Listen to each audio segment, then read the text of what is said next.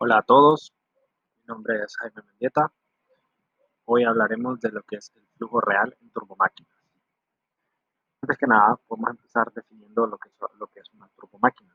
Las turbomáquinas son aquellas que absorben energía de un fluido y restituyen generalmente la energía mecánica en el eje, como una turbina de vapor, una turbina hidráulica, o bien absorben energía mecánica en el eje. En este caso, hablaremos de lo que son las turbomáquinas hidráulicas. Entonces, como anteriormente ya se han estudiado, hablaremos directamente de lo que son los efectos reales en las turbomáquinas. Primero, deben analizarse diferentes tipos de pérdidas que pueden ocurrir en las turbomáquinas. Especialmente se habla de dispositivos o de fricción, eh, aunque en ocasiones se han tenido en cuenta las pérdidas hidráulicas, el flujo también a través de la máquina. Los efectos reales se despreciaron en la mayoría de veces al momento de estudiar lo que son las turbomáquinas hidráulicas. Hay expresiones sencillas que pueden definir las pérdidas en lo que son las turbomáquinas hidráulicas. Ahora bien, la condición de isentropía del flujo a través de una turbomáquina resulta de la teoría ideal que no se verifica estrictamente. Como consecuencia, tenemos lo que es la disipación viscosa. Esto presenta un incremento de entropía de las partículas a la salida de la máquina que no aparece en la teoría ideal. Entonces, primero analizamos los tipos de pérdidas que pueden producirse, generalmente ya tomando lo que es la entropía. Tenemos pérdidas por fricción en los álabes y discos de rodete, pérdidas por choque y la consideración de la existencia de capas que nos permiten estudiar los desprendimientos y reciclamientos.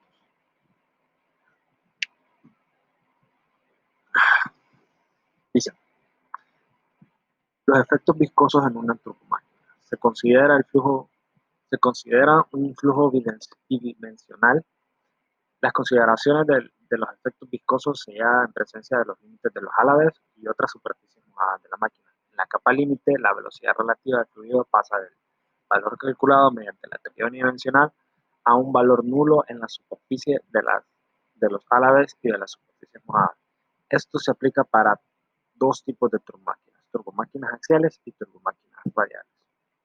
Entonces, como extra, sabemos que si el número de reinos es lo suficientemente alto y tiene la longitud del canal de paso del fluido entre los álabes de ella, las capas límites junto a los álabes prácticamente no interfieren y pueden estudiarse de forma separada, como lo veremos más adelante.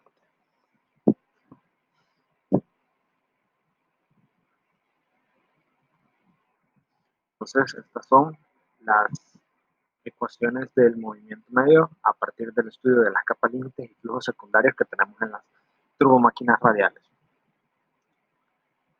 Primero consideramos un rodete centrífugo de altura del álave constante para que el movimiento sea estrictamente bidireccional.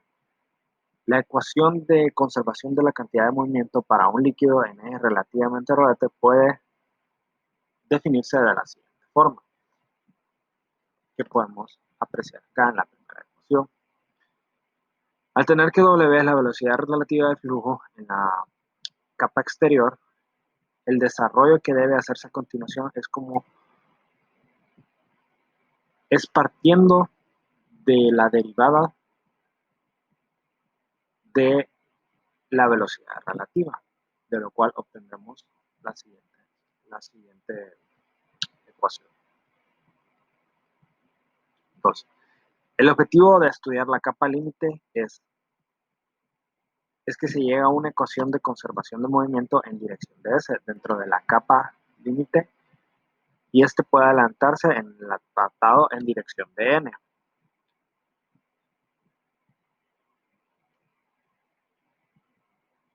Denotando la velocidad relativa en el interior de la capa límite por W para distinguirla como la velocidad exterior, tal como se ha explicado.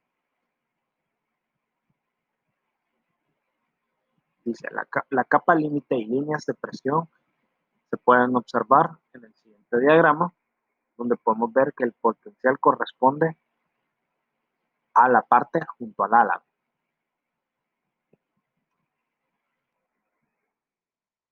Entonces ahora tenemos lo que son las ecuaciones en la capa límite junto al álabes. Para seguir con el análisis, planteamos varias generalidades en las ecuaciones propias de la capa límite junto a la nave. Las ecuaciones de movimiento en el sistema de coordenadas son intrínsecos a la superficie de su cuerpo y se pueden deducir a partir de las ecuaciones de Navier-Stokes, expresadas de la siguiente forma, que tenemos acá, que sería la primera ecuación. Entonces, nosotros tenemos que el flujo, siendo el flujo exterior W, siendo perfectamente tangente a la línea de corriente, debe admitirse que la hipótesis en la capa límite es la velocidad relativa W minúscula. Entonces, se observa que de forma de las ecuaciones obtenidas es la misma que la correspondiente a un flujo sobre una placa plana. Lógicamente, como consecuencia de la rotación del sistema de referencia, se ha incluido el potencial debido a la fuerza centrífuga.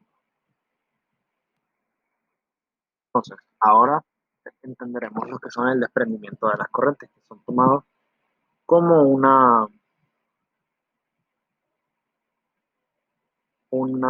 desprendimiento de energía en las turbomáquinas variables.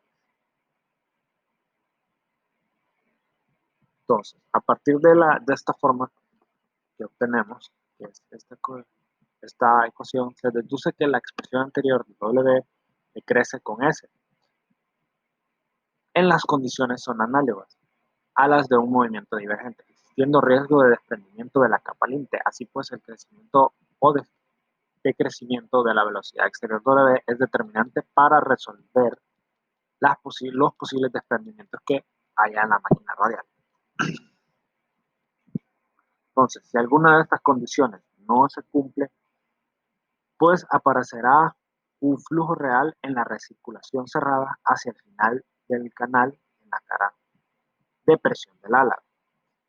En la práctica, el punto del desprendimiento en la capa límite suele adelantarse y la zona de recirculación se abre a la salida del rodete. Incluso puede llegar a aparecer desprendimiento al borde de succión, cuyo desarrollo puede llegar a perturbar el flujo.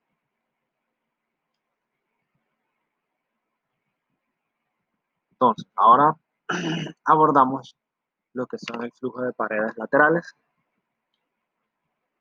Entonces, llamaremos paredes laterales del rodete a las paredes que cierran lateralmente los canales de paso del flujo entre los álabres. En estas paredes existen igualmente capas límites.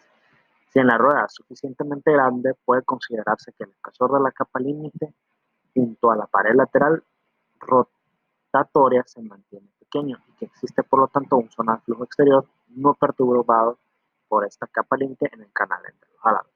Por lo que puede decirse que el gradiente de presión y de fuerza centrífuga de arrastre está de principio compensada por la fuerza centrífuga relativa y por la fuerza de Coriolis.